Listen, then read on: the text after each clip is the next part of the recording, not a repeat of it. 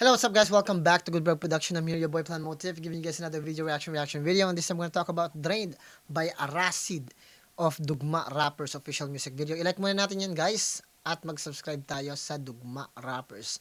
At ito nga pala ay requested ni Aracid himself. Maraming salamat guys sa mga dito pa rin. Huwag nyo kalimutan mag-subscribe, mag-like, i-share yung video natin. Mag-comment na rin ako na panood nyo na yung video na to. At balita ko meron na siyang 30k views sa YouTube. At ganoon pa man, thank you guys kung nandito pa rin kayo. At bago tayo mag-start guys, yung kalimutan na yung sinasabi ko rito, na-explain ko rito ay galing lang sa artist at na-explain natin. Facts, meaning at message lang.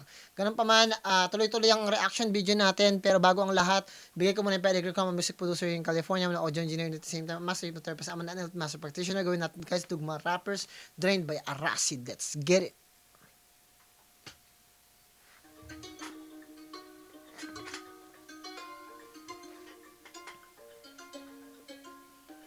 Woo!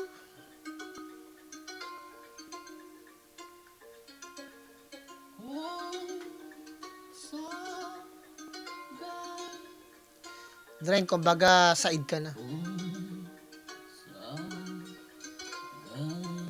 Woo! Gusto kong mag-isa at tumagay. Damn, okay. Gusto kong mag-isa at tumagay. Gusto kong mag-isa at tumagay. Okay. Gusto kong mag-isa at tumagay. Napapapaiyak ko sa tawa sa pinagsasaksak, nagkatalo ka. Tapos sinulat ng lubog sa lusak, buhay ko'y kisaklak. Daming kabiguan, pinagdaanan, kahirapan, naranasan. Tutulugan na lang kahit wala naman ang tiyan dahil sa kawalan. Naghahanap trabaho, di pasado, hirap dito, maging empleyado. Kahit tapos mo ang kolehiyo, di ka pa rin basta matatanggap dito. Panay, rejeksyon, diskriminasyon. Galing naman ang pagkakagawa dito. Ang ganda ng music video din. Napaka makulay, very vivid. At yung sinasabi niya rito, yung pinaka kalagayan natin sa lipunan eh. Kahit meron kang diploma guys, mahirap talaga humanap ng trabaho. Which is facts. Totoo naman talaga. Mahirap makahanap ng work. Dito at doon para ba patapon. Walang sumasang-ayon sa mga desisyon. Wala pa daw kasi napatunayan. Wala noon at ngayon. Dinaan-daanan, pinapaktabakan, hirak-hirakan dahil walang pangalan. Pati ba naman sa pag-ibig pinagkaisahan. Pinagtatatatatatatatatatak sila. Pinagtabuyan, iniwanan, pinalikuran, ng barkadahan. Kapag bulsa mo'y wala nang laman. Guys, pag kung bata pa kayo, minor de edad kayo, huwag niyong papanoorin to kasi umiinom ng alak, hindi yun magandang halimbawa. But anyway, kung mature ka na, kaya mo naman yung parental guidance lang kasi may inuman yun. Doon mo malalaman tunay na kaibigan. Kaya't ikaw, oo ikaw, sariling ikaw, kakampi mo ikaw, sumisingaw, umaapa, ang bigat-bigat daw, gusto ko lang sumigaw. Yun ang mga tao guys, may ganyan talaga nararanasan Medyo masaklap yung sinasabi niya, medyo, syempre naiisip ko yung mga sinasabi niya dahil totoo. May mga ganyan talaga nangyayari na yung mga tao na pakaramdam nila malas sila, pakiramdam nila pag pinagkakaisaan sila ng mundo, pakiramdam nila na parang sinumpa sila, pakiramdam nila na parang merong nag-aano sa kanila, parang merong kumukulam sa kanila. Hindi naman ganun guys Everything is connected in your mind. Kung ano yung gusto mong marating, ano yung gusto mong gawin sa buhay mo, doon ka mag-focus at makukuha mo yan. Kasi kung ano yung thoughts mo, tandaan mo lang na ang mundo ay genie. Ang pagkatao mo ay genie. Pag may gusto ka, gawin mo at lapatan mo ng action at mangyayari naman. Minsan sabihin nila kahit anong sipag mo. Kasi yung mga mistakes mo, yun yung resulta ng pag-iisip mo, ng decision mo. So ngayon, yung mga mistakes mo na yun, yung utak mo nare-rewire siya. Kasi yung utak natin, sa neuroplasticity kasi, the more na ginagawa mo isang bagay, nare-rewire yung utak mo para gawin yung bagay na. Pag the more na gumagawa ka ng mali, natututo yung utak mo, natitrain na wag na gawin yung mali. Kasi the more na marami kang mali na mistake, ngayon iniiwasan na yun. Gumagawa na siya ng panibagong neurons para gawin yung tama. At yung mga mistake na yun, parang pintuan yun mistake na naman to. Pag open dito, mistake na naman yun. Hanggang sa makita nyo yung tamang daan. And then, you will learn the hard way. Kasi may mga tao talaga na merong slow learner, fast learner. Ganun talaga guys Pag maraming mistake, ibig sabihin, bakit slow learner ka lang? Kaya nga sinasabi nila, your time will come.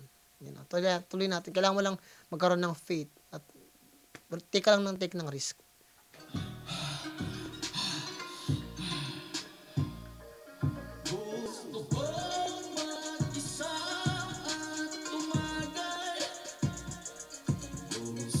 naiintindihan ko yung konsepto niya rito, parang gusto niya na lang mapag-isa muna, tapos sarilinin yung problema at mag-aliw-aliw, yung mga nararanasan niya kalimutan niya muna, tapos magluksa siya mag-isa. Pero minsan din masarap magluksa 'pag may kasama ka at nakakaintindi sa'yo kung sino man 'yan.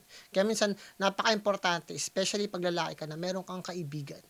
'Di mo kailangan ng maraming kaibigan, kailangan mo lang ng tao marunong makinig at sinusuportahan ka at kilala ka. Kasi meron diyan kahit kilala ka tatraidorin ka pa rin. Kaya pumili ka talaga. Yung mga totoong tao pili. Pili talaga guys, I promise you. Pili. Tuloy natin. Isa ang umaga. Ganda rin na pagkaka-record. Medyo malakas lang yung reverb. Ang reverb dapat nasa 15% lang eh. Merong dry at saka wetness. Yung dry nasa 75 o 80, depende kung gaano kakapal yung vocals mo. Tapos sa parametric EQ mo kailangan babaan mo lang ng bass, which is medyo sa akin okay naman yung pagkakagawa sa vocals at pagkaka-parametric. Medyo yung wet lang masyadong makapal. Kaya yung vocals nagmumukhang pad. Tuloy natin. But other than that, okay naman. Napapapaiyak, wasak na wasak, pinagsasaksak, tinagkataluka, tapos tinulak, tinubog sa lusak. Nagmumultis pa siya dito. Daming kabiguan, pinagdaanan, kahirapan, naranasan, tutulugan na lang kahit walang laman ang tiyan dahil sa kawalan. Naghahanap trabaho, di pasado, hirap dito, magiging empleyado, kahit tapos mo ang kolehiyo, di ka pa rin basta-basta matatanggap dito. Panay rejeksyon, diskriminasyon, dito at doon, para bang patapon, walang sumasang-ayon sa mga desisyon, wala pa daw kasing napatunayan mula noon at ngayon. Dinaan-daanan, tinapak-tapakan, yurak-yurakan, dahil walang pangalan, pati ba naman sa pag-ibig pinagkaisan, pinagtatatatatatatatataksilan, pinagdabuyan, iniwanan, tinalikuran, nabarkadahan, kapag bulsaboy, wala nang laman, doon mo malalaman tunay na kaibigan. Kahit ikaw, oo ikaw, sariling ikaw, kakabi mo ikaw, sumisigaw, umaapaw, bigat-bigat ang gusto ko na sumigaw.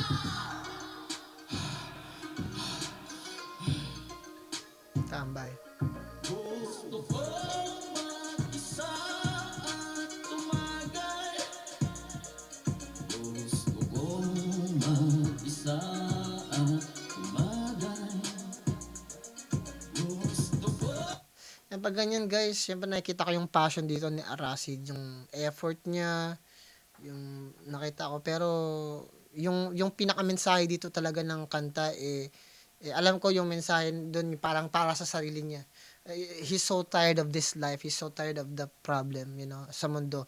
Para yan tapak sa atin ng mundo. At alam ko may mga tao din na nakikinig sa akin na ganun din yung nararamdaman na pagod na sila sa mundong to. Pero lagi mong isipin na lumaban ka. At yung mensahe na to para sa akin opposite, Ito tumatakbo lang sa isip ko, hindi siya opinion, hindi rin to pananaw. Pero sa akin opposite siya, 'di ba?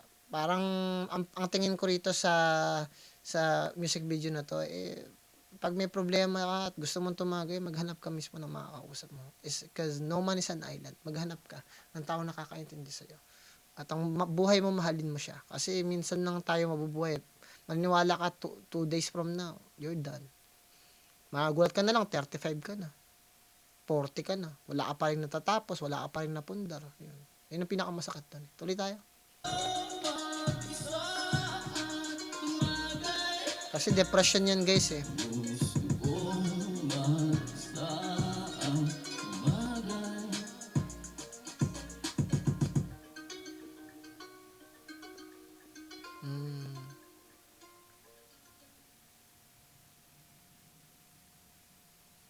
Wow. Ganda ng kanta na to guys. Bibigyan ko to siya ng 9 kasi sa tingin ko very inspirational. Direkta yung pag-atake sa topic niya. Medyo sa recording lang, ganon. Kung kanta-kanta, pag rap-rap, maganda rin yung diction, medyo konting practice lang siguro. Siguro nagmadali lang si Aracid na i-release siya, excited siya. Kasi maganda talaga yung konsepto niya which is sobrang ganda. Ang problema siguro lang na-excite lang siguro i-release kagad. Kasi mga ganitong mga kanta, guys, sana ma-inspired kayo sa ganito na yung mga ganitong kanta hindi siya minamadali. Kasi very powerful ng topic at saka kailangan talaga paglaanan ng oras. Itong mga ganitong mga kanta, ang preparation nito dapat mga 2 years, 1 year and a half, mga ganyan. Kasi masyadong mabigat siya mahirap din pag ano, kailangan ma-deliver mo yung kanta ng maayos, ma-edit mo ng maayos, makakuha ka ng second opinion sa beat mo, sa music mo, gano'n. Pero yung mensahe mismo napakaganda at napaka-dibiro yung ginawa dito ni Aracid na nag-take siya ng risk ilabas yung kanta na ganito dahil very ano siya, very very powerful at napapanahon. Ganun pa man guys, bigyan ko to ng 9. Maraming salamat sa mga nandito pa rin sa ano sa YouTube natin. Huwag niyo kalimutan mag-subscribe, i-like, share yung video natin. At ganun pa man, congratulations kay Aracid. Good job sa kanta at na-feel ko yung gusto mong iparating. At sana may natutunan tayo sa kantang to. Galing sa lahat ng bagay na gusto niyo gawin sa buhay niyo, sa pamilya, mga kaibigan niyo, mga tao na nakapaligid sa inyo. At higit sa lahat, magdasal kayo palagi. Yun lang masasabi ko. Pag nakakaramdam kayo ng ganyan, tulad din nangyari kay Aracid, magdasal kayo. Peace out. Plan motive nga pala.